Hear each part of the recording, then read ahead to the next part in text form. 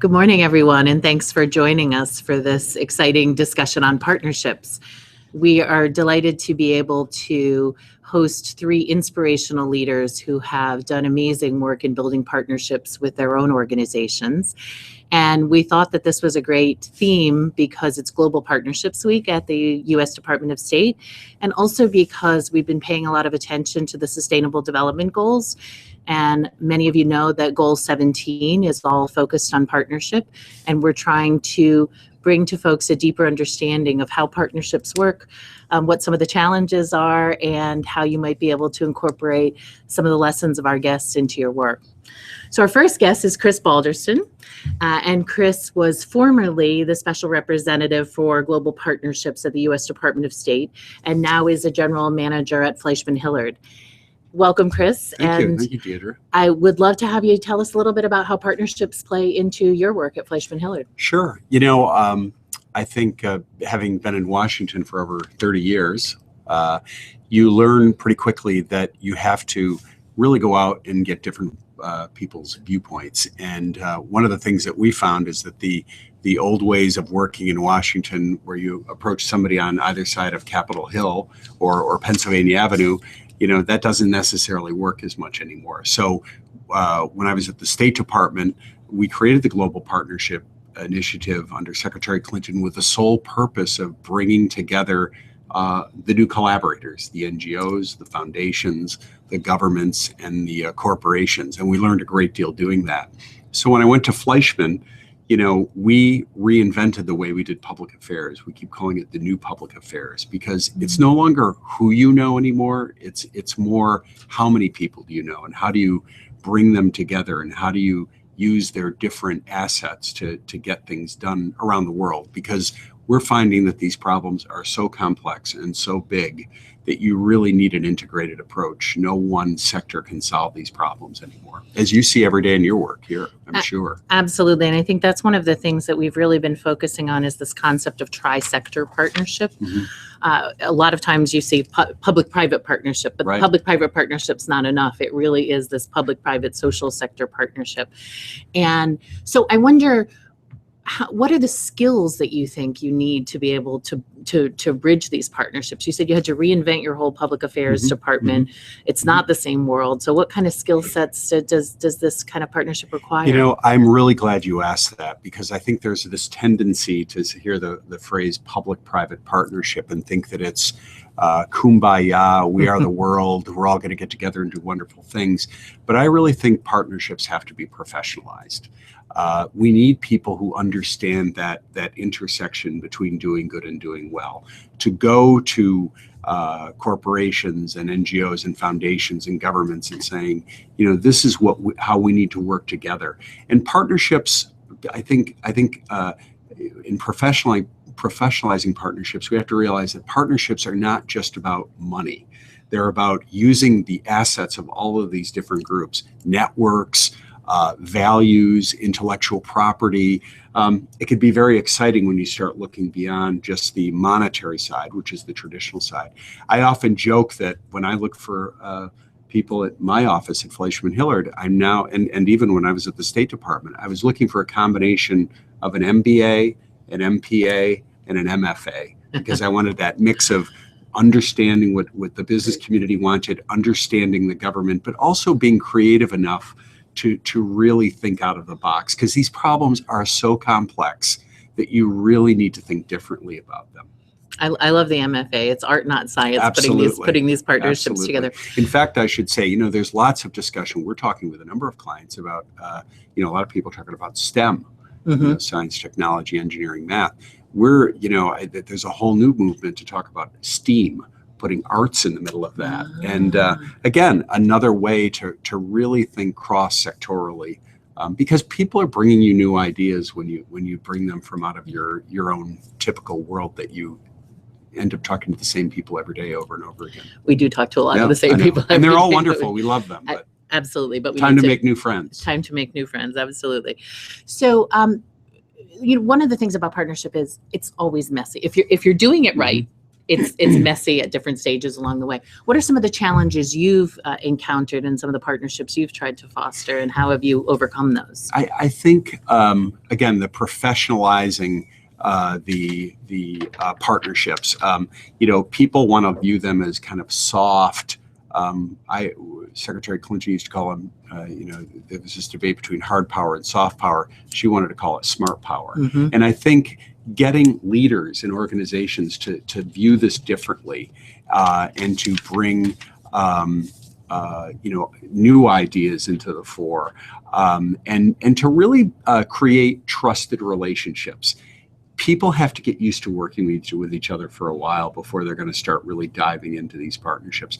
Last thing I would say is I found, particularly at the State Department, you really had to go and understand,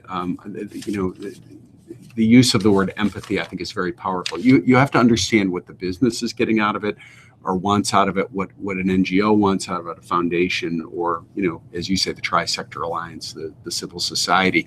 The more you understand the other person's needs, the more of a trusted relationship you'll build to create this environment. And I just want to remind our viewers that if you want to send in questions, you can send them through Twitter at #PYXERA Global 25.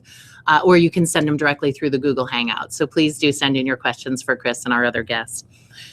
Going back to this idea of appreciating what the other person wants to get out of it. That's been a space that I think has been very complicated for government and NGOs in particular. Is it okay that a business is profiting from doing this kind of work, and how do you get a comfort level with that? Is that something that you've experienced? And at FleishmanHillard, when you work with partners, are they willing to understand what you need to get out of the partnership as well? No, absolutely, because I think in the past a lot of partnerships would get started, and then as you go down the road, who is keeping it going? Who is keeping the conversation moving? And there are different expectations. But I think the more you can work with each other to create this trusted network, and the more you understand each other's goals and initiatives, there are companies that benefit from clean water around the world. You're going to hear from another speaker earlier from the Institute of Peace who talks about having a good economic environment in the post-conflict countries.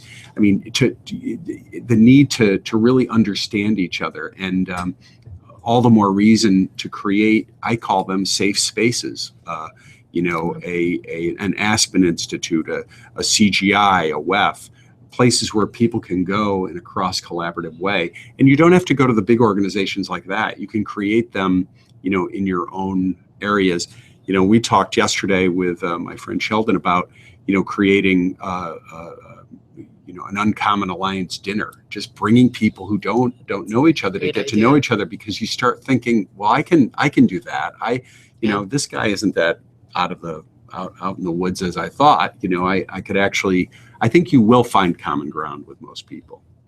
Well, we'd love to help you do that. We love the uncommon alliances. In terms of partnerships that have worked really well, we have about 1 minute left. Can you give us an example of something that you think has just been stellar and has had major impact? Well, anyone who knows me knows that I'm going to plug the Global Alliance for Clean Cook Stoves. We have a number of very interesting clients at Fleischmann who are looking to get into other realms.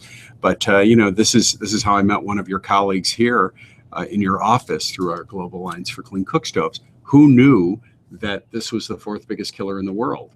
And it was brought to us by an empathetic Peace Corps volunteer who worked in Togo, who went back to the EPA, was passionate about it for 10 years, ran a private campaign to keep it going, and really did some exciting things, brought us together. Today, we have a Global Alliance for Clean Cook Stoves, the United Nations Foundation, over 30 countries involved, over $800 million, really grabbing hold of this issue. And to me, it's a perfect alliance. It's a huge problem. Half the world wakes up every day looking for fuel for their stoves. So we have corporations, we have foundations, we have government, and civil society coming together around a standard, a market-driven approach, not a here's the stove and go use it. It's being empathetic and understanding behaviorally what you need in that particular country.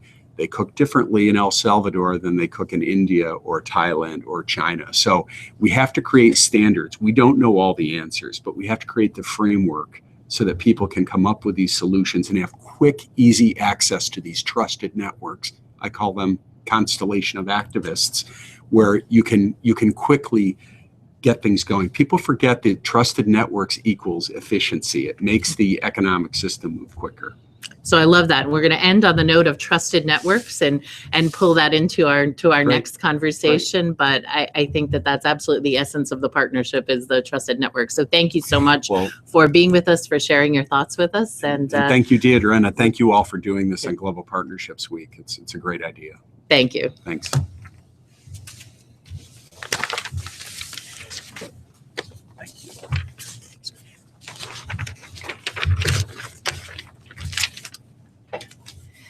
Well, we're switching to our next guest. I do want to let you know that up on the screen is some information about our borderless community. And this is an effort to create some of those trusted networks that Kris just spoke about. Please take a look at what we're doing with Borderless. We're giving an opportunity for you to build your networks through the network that we have in place, and also to share some of your stories of impact with us. So log on to Borderless and join our community.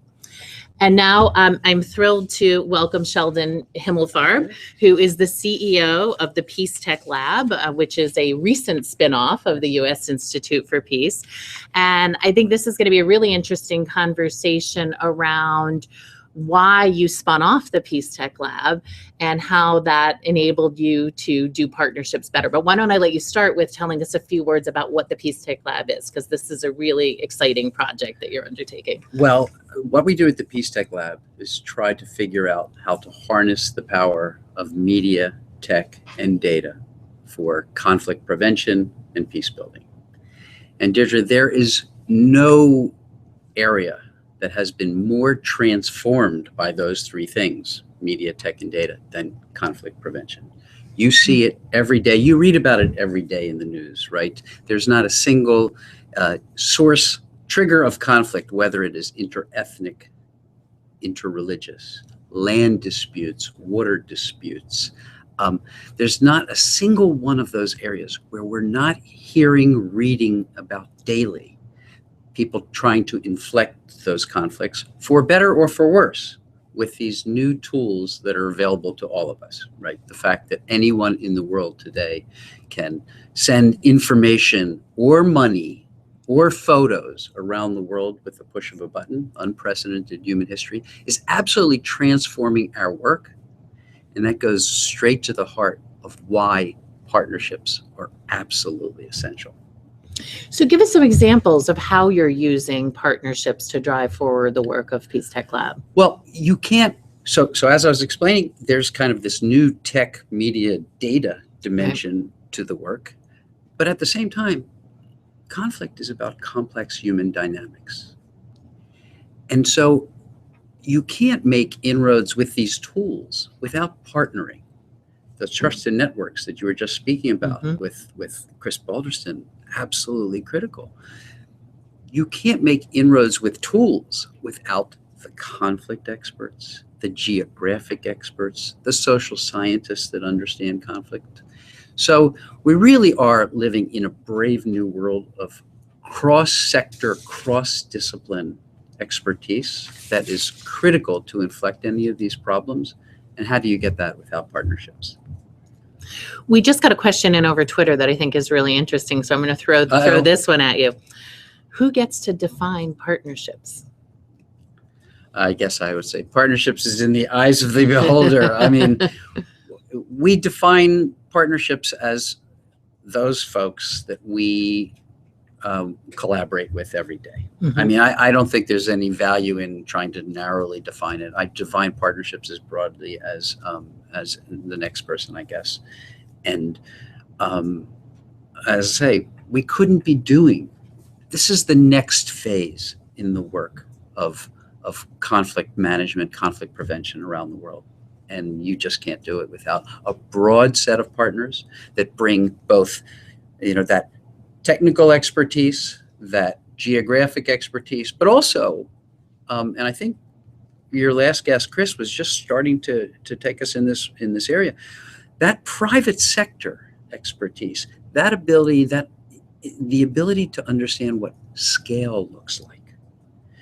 How can, the world's biggest, I just came back from Silicon Valley, and it's interesting the number of people who use this phrase to me. The world's biggest challenges are also the world's biggest business opportunities.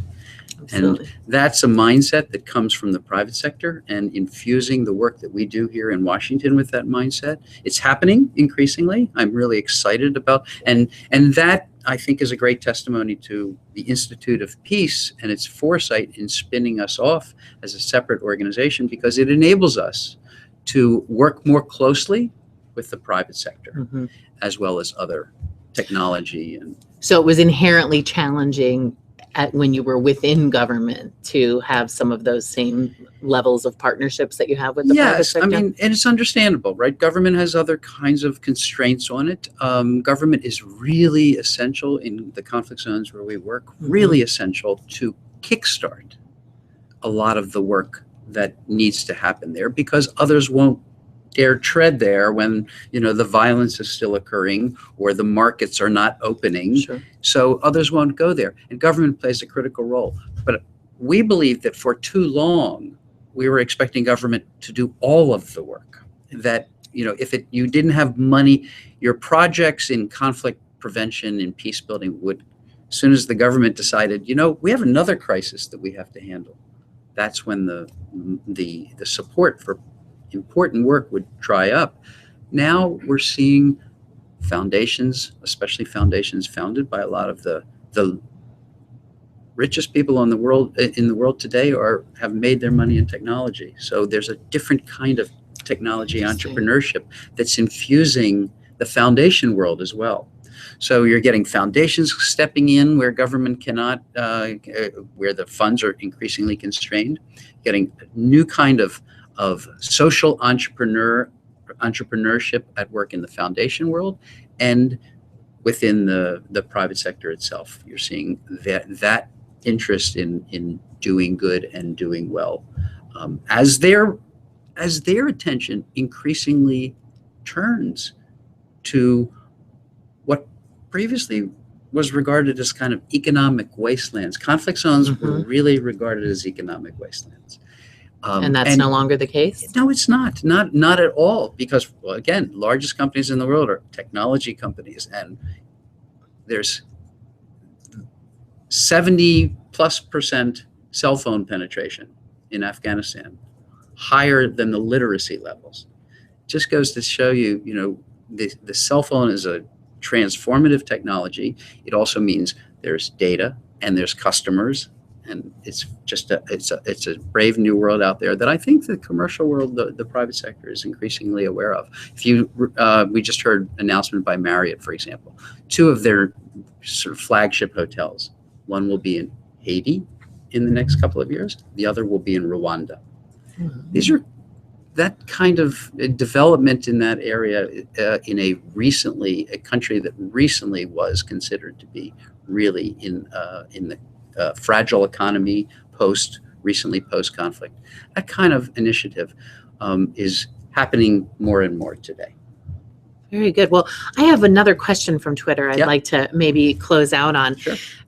Kris mentioned that it's not just about check writing anymore, that this is about sharing all kinds of resources. But the question we've got over Twitter is, do you see power dynamics at play? And I think, sometimes if someone's writing the check, do you get partnerships on an equal footing, or where else have you seen power dynamics play out in these partnerships?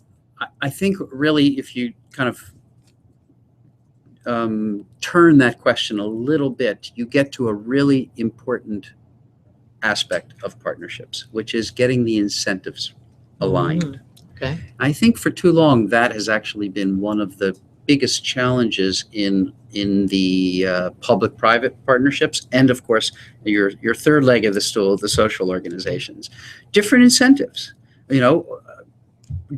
Private sector has got to be thinking about the bottom line, but also has to be thinking about, even though it's wanting to do good, it needs to be thinking about how does it align with their business plan. Government has other incentives, and the social sector has its incentives. So I think that, yes, there's that kind of challenge. Mm-hmm. I think it used to be more of a tension, and now I find it a challenge because I think people are more cognizant of the need to work across these sectors and therefore are working harder at aligning their incentives. Kind of a realization that we all have to think about the end user, the customer, at least in our business, the client, the in conflicts. I think that's a really important note to end on, and this ties back again to something Kris said too. I mean, he talked about the different goals of the partners. You've talked about aligning incentives. And for too long in this space, we've talked about let's all have a common goal. And I think we're finally getting to the place where we can say we don't have to have a common goal. We can have parallel goals that are not mutually exclusive. And in fact, that's what gets the incentives in place. Yeah, I think you're right. But I think it's really important to be transparent and candid and forthright about understanding our different incentives. And that's when you see good partnerships work. When you have a tension in those incentives and you're not sort of understanding how to reconcile them, those kinds of partnerships are fraught. Well, we look forward to working in partnership with you. Yes. And thank you so much for joining us today. PYXERA, and I'm looking forward to working with you as well. Thanks so much, Sheldon. Bye-bye. Okay, and while we're waiting for our next guest, I also just want to remind you all that PYXERA Global has our forum coming up in November. We hope you'll save the dates for the 10th and 11th of November. We also will do a worldwide broadcast on the 12th of November for those who can't be there in person. This year's conference is going to be focused on the Sustainable Development Goals and how we can actually move from the aspiration of those very lofty 17 goals to actually bringing some impact against the metrics that we hope are going to be put forth in September. So please join us in November. And now I'm very happy to invite my friend Karl Hofmann, the CEO of PSI. We have had the opportunity to do some great work in partnership with PSI. And PSI really is a leader in the space of figuring out how to work across these sectors for the most impact on the ground. So welcome, Karl. Thank you for joining us. Thank you, Deirdre.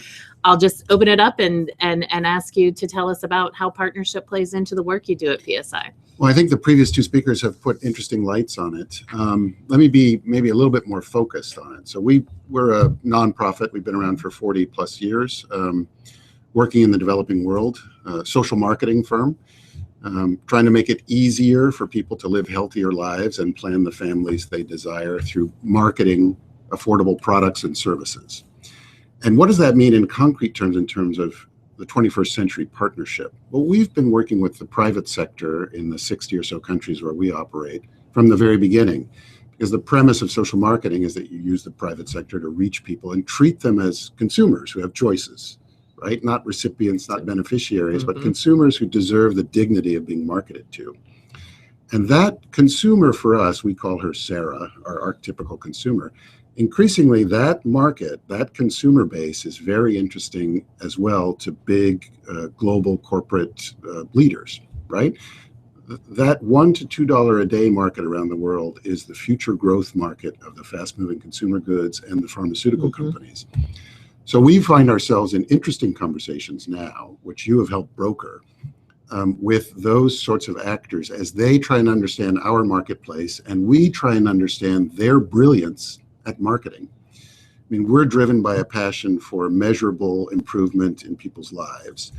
They're driven by profit and loss, and I totally respect that. And they're really good at that.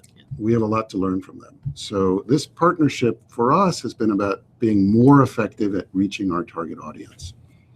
No, but as an NGO, it's got to be challenging in some ways to work with the private sector. And you said you respect that they're looking at profit and loss, but you have a different set of goals. What are some of the challenges that are inherent in brokering these partnerships? I think that they absolutely can be win-win, triple win partnerships, since we're talking about trisector partnerships. From the government perspective, which may be investing in health outcomes, from the corporate perspective that may be looking at driving their bottom line, and from the NGO perspective that may be looking at achieving our social impact that's measurable. I don't think it's impossible to square this circle. I really don't. But it is important for all the partners, all the parties to a partnership, to treat it as though, as I think Kris made this point earlier, as though this is a serious business partnership. And that means investment, right? People need to be willing to bring resources to the table. I think it also means iteration. It means people need to expect that things won't always work. There needs to be a tolerance for failure. People need to be willing to fail quickly and to learn. And sometimes that's difficult in an environment where public resources are involved. There's a low tolerance for failure. The private sector does this better than the public sector does. And finally, there needs to be an agreement on metrics, performance metrics. And I don't think it's impossible to find ways in which corporate performance metrics and social sector performance metrics can overlap. We've had a couple of nice examples. I can think, for example, of Myanmar, where we've done interesting work with Procter & Gamble and USAID, working at improving safe drinking water and the provision of sanitation services in poor and marginalized communities. I mean, we know that marketplace. We've been working there for a long time. Procter & Gamble's interested in that marketplace. They have a product that's useful. And USAID wants to leverage the investment they've made in us and others to reach more people with sanitation. So with some careful work, that sort of partnership can really succeed. Great. Now, I want to talk about the SDGs for a minute, if I can. I don't know how much you've been paying attention to where we are with the open working group proposal, but where there's some pretty broad goals around health. What is PSI doing, and how are you using partnerships to leverage the SDGs, and where will that come into your work? Right. So they're still draft, right? So they're going to be looked at in the UN context in September. 17 is a lot. There are a lot of subordinate goals underneath 169. There you go. I mean, I don't have that many fingers. I don't know about you. It's going to be hard to keep track of all that. I know, for example, I think it's goal number 3 in the current iteration is about health. It's about healthy lives for all. And, you know, the global health community looks at that through the prism of universal health coverage. Anything that involves healthy lives for all or universal as an objective is not going to be achieved by one single sector, right? It's the government, but very importantly, it's the private sector in the countries where development is occurring, the indigenous private sector, as well as the global private sector, and civil society. So that's been our work for 40 years. We see that combination in the context of health. I think goal number 5 is around gender empowerment, critical to our work. The role of women, the education of girls. The president was recently speaking about that at the White House. Let Girls Learn is a new initiative that the White House has talked about. And critically important to actually making progress against the age-old problem of patriarchy and the disempowerment of women around the world. I think goal number 6 has to do with sanitation. That's an area where we think there's obvious scope for market solutions to help reach the 2 billion people around the world who need access to clean drinking water and improved sanitation. It's not going to happen simply through donations of sanitation services. It's going to happen through entrepreneurs seeing business opportunities to reach that marketplace. So that's an area where I think partnerships are going to be very important. And then, of course, the last of these goals is about partnerships overall. That's your business. We wonder whether that should be a goal. We think it's an enabler and it's a unifier of all the other goals, and not so much a goal in and of itself. There you go. So, I mean, I think it'll be interesting to see how these all get sliced and diced and perhaps reordered. But we have heard that this is the proposal that's going to go to the UN, but we're hoping that they may give some rethought to that. Right. I got a couple questions over Twitter that I want to share with you here. So you talked about the Myanmar example, but can you give us another specific example of a tri-sector partnership and sort of what each of the partners brought to the table? So we've had good work over 10 years with Pfizer. And that I can talk about Pfizer and PSI, and then there's a country context that has to get added into that. So Pfizer has lent us expertise in supply chain management, in marketing, in warehousing, and the sorts of things, the logistics chain that is inherent in any big Fortune 500 company that is moving product like Pfizer. How can we as a nonprofit that also works in the business of moving product, how can we get better at it? We, for our part, have given Pfizer access to, again, that $1 to $2 a day marketplace in a lot of different specific country contexts so that they can understand what the reality is, what the governmental regulation environment is like, what the other partners are doing on the ground, what are the healthcare needs on the ground in Malawi, for example, or in Swaziland. These have not been core markets for them, but they probably will be important in the future. So I think we have that expertise to offer Pfizer in this case. Pfizer has real fast-moving consumer goods or pharmaceutical supply chain management expertise to offer us. And then governments on the ground need to get exposed to how major pharmaceutical companies look at that marketplace and whether they are a threat or an opportunity. And I think we can play a role in sort of deciphering that and introducing those partners to each other, because we've worked in those markets for 20 or 30 years. Well, we have just 1 minute left, so last words of wisdom to the folks that are out there listening and thinking about how they're going to get their own partnerships started. We heard trusted networks, we heard getting the incentives in line. What's your nugget of wisdom for our audience? Right. Well, partnerships are obviously the watchword for the 21st century. Few of our challenges are going to be addressed unilaterally. Most of them are going to be solved through successful partnerships.